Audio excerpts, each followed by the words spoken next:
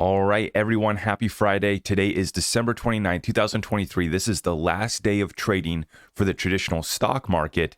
And then obviously we'll watch crypto trading 24/7, 365. Couple more days to go here before we ring in the new year, but we get to see where all of the traditional stock market finishes off the year. Going to be an exciting day here to watch how this unfolds.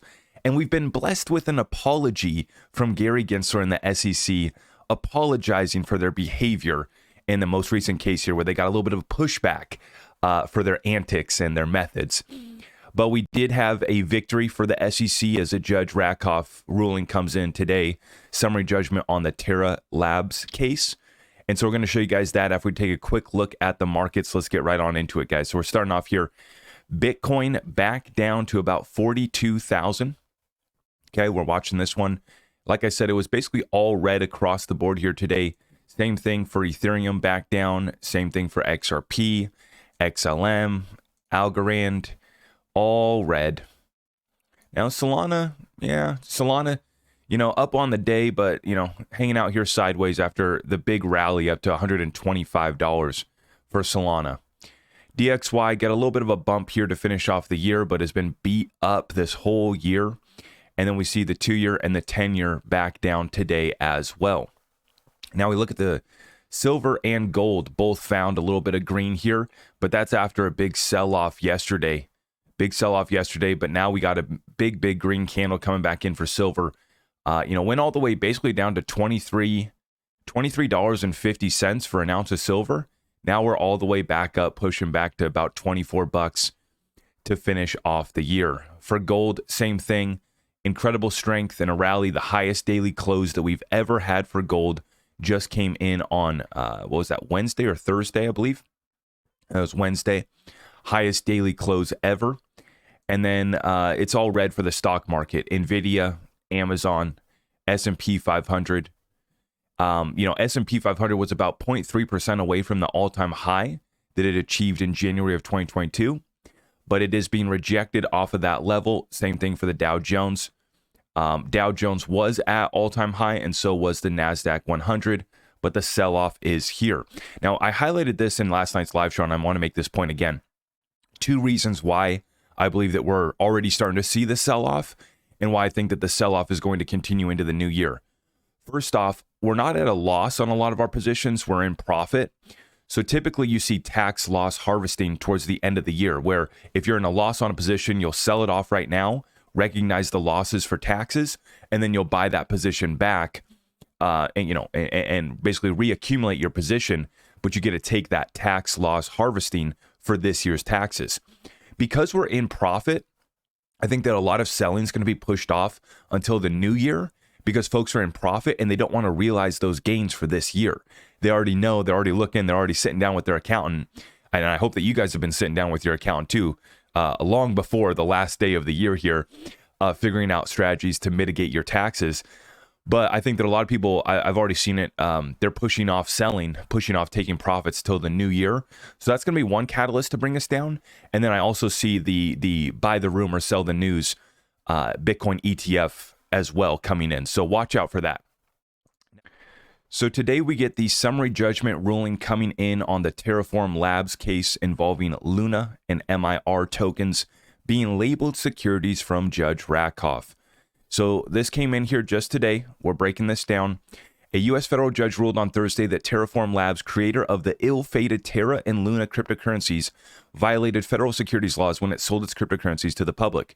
Judge Jed Rakoff of the U.S. District Court for the Southern District of New York ruled in a summary judgment that Terraform Labs failed to register Luna and MIR.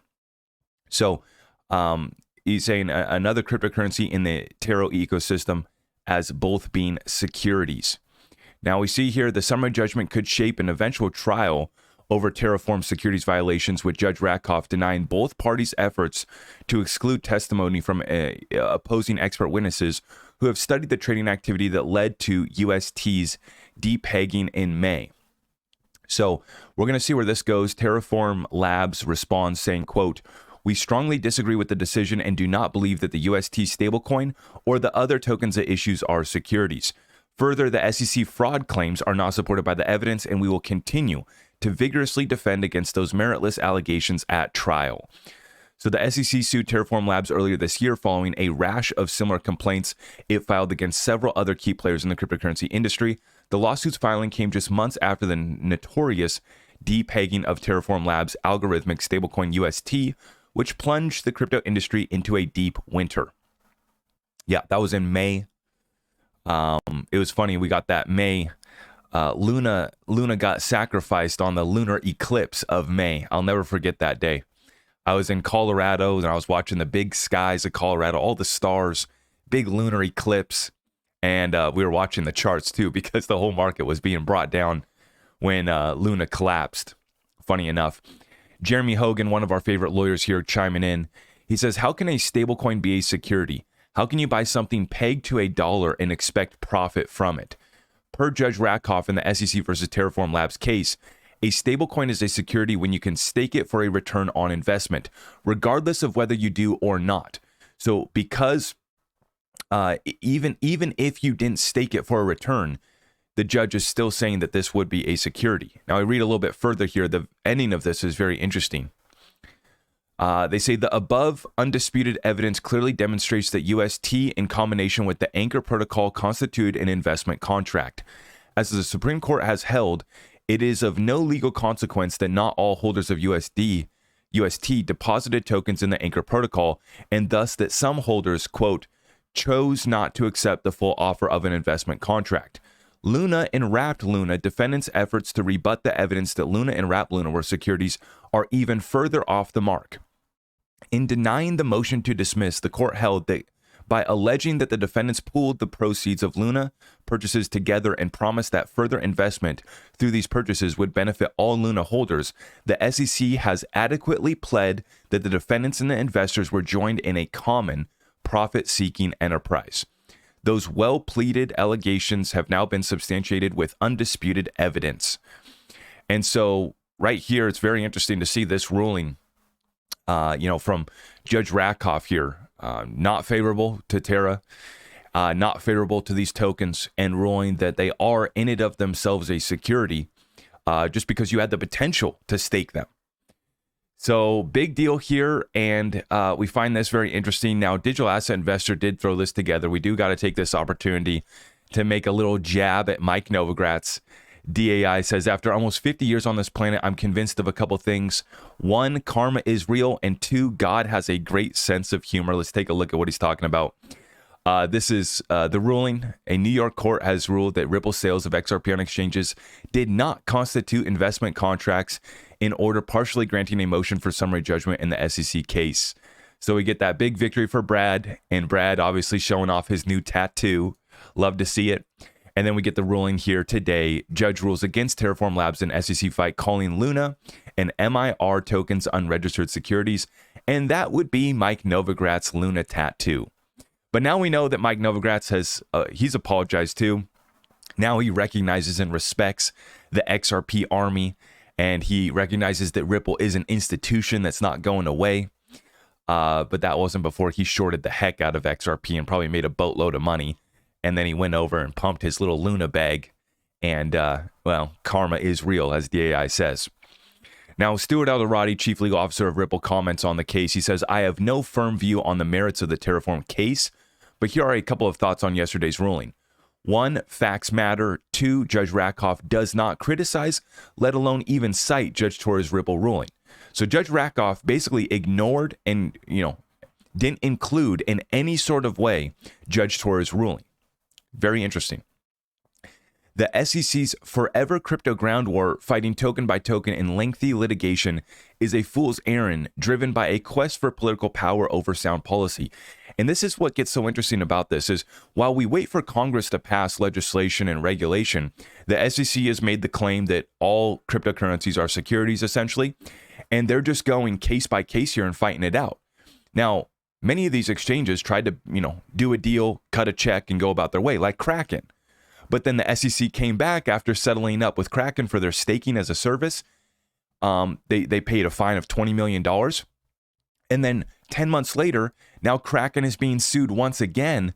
And they're saying that 16 of those tokens are securities. So the SEC just relentless in their assault on the crypto space. And until we get regulations, this is being fought out in the courts. And they're going case by case here. And the Judge Rakoff ruling here is citing why, he ruled that Terra Luna and then the MIR token were securities in and of themselves. And then the UST was, I guess, too, or could potentially be, just because you had the availability of staking. And the problem here is that you have pooling of investments together with promises being made to investors. Although there's no, contract that was signed, just that pooling of effort, pooling of resources, pooling of capital based on the efforts of others to return a profit is what they're citing as the reason why these coins were securities. And so they're just going case by case until Congress gives us regulation. This is just going to continue to get fought out in the courts. Now, today we report on the SEC apologizing and showing deep regrets. The SEC deeply regrets errors in the crypto case, asked judge to waive sanctions after misleading statements. So this was hilarious when we reported on this, that the SEC was getting pushback and was about to get sanctioned by a U.S. judge for their misleading statements. Now they deeply regret it, and now they are apologizing. And let me know in the comments down below if you want to give forgiveness to the SEC and Gary Gensler. But look at this picture of Gary. What is this creature? What a crazy little guy. Attorneys for the SEC apologized to a judge on Thursday for misrepresenting facts used to secure a restraining order and asset freeze against a crypto firm. Quote, I fully appreciate the extraordinary responsibility entrusted to the SEC when enforcing federal securities laws, wrote SEC Enforcement Chief Gerber Gerwal. I understand that the division fell short of these standards in this case, and I apologize for that shortfall. We deeply regret this, folks. We're sincerely sorry. The rare rebuke of the agency stemmed from litigation filed by the SEC in July against the crypto firm Digital Licensing Inc., or Debt Box. In the complaint, the SEC alleged that the project had defrauded investors out of nearly $50 million. Complete lies. And we see here DAI comments, the SEC deeply regrets lying in court for 3 years, causing Ripple to have to spend hundreds of millions to prove that they were lying. Without consequence for corruption, it will continue. When subpoena Patrick McHenry and GOP Majority Whip Tom Emmer. And as you guys already know, it was all talk this year from Tom Emmer, from Patrick McHenry. Oh yeah, we're threatening, to sanction, subpoena Gary Gensler. They talked all year long. They never got it done. And now they want to talk about in 2024 how they're going to head up the SEC Stabilization Act to get rid of Gary Gensler. Subpoena his ass now. It should have been done last year. It should have been done right from the very beginning with this SEC versus Ripple lawsuit. Before all of these lawsuits and all of these damages have been caused, this should have been done. And now you want to talk about 2024. Go figure. In an election year, now they want to play tough. And now they're going to go up and, grandstand and do the dog and the pony show. And are they ever actually going to hold them accountable?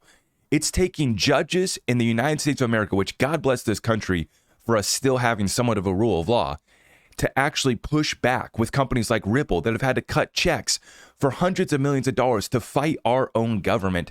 This is what it's taken to fight back against the SEC. Meanwhile, it's just talk from Tom Emmer, from, Warren Davidson, from, what's his name? Patrick McHenry. All talk. Let's get something done. Now, maybe we need an apology here from Vitalik Buterin as well, because apparently Ethereum is still having some struggles. Vitalik Buterin proposes scaling solution for Ethereum, which would raise the minimum deposit for validators to 4,096 ETH, equivalent to about $1 million. So we talked about how Ethereum 2.0 was going to be the biggest flop in the cryptocurrency space, and it was. Our prediction came true. It was an absolute joke. Some arguing that moving to proof of stake made Ethereum even more centralized, but they weren't done. And it still doesn't work. It's still an absolute joke. And so now Vitalik Buterin is suggesting that we move to 4,000 ETH being the minimum deposit for validators. Right now, I think it's 32 ETH that you need to be, to stake and to be a validator. I think it's 32 ETH. Correct me if I'm wrong in the comments down below. But now he's proposing taking this to 4,000 ETH, which is equivalent to about $1 million, which would obviously centralize the network even more. But maybe they would actually be able to scale. Maybe it would actually work. Who knows? Maybe we get another apology from Vitalik. They have no shame. I'm not going to be holding my breath for that apology. But nonetheless, folks, we're going to continue to watch this. I got another update that's going to be coming out here today after the markets close.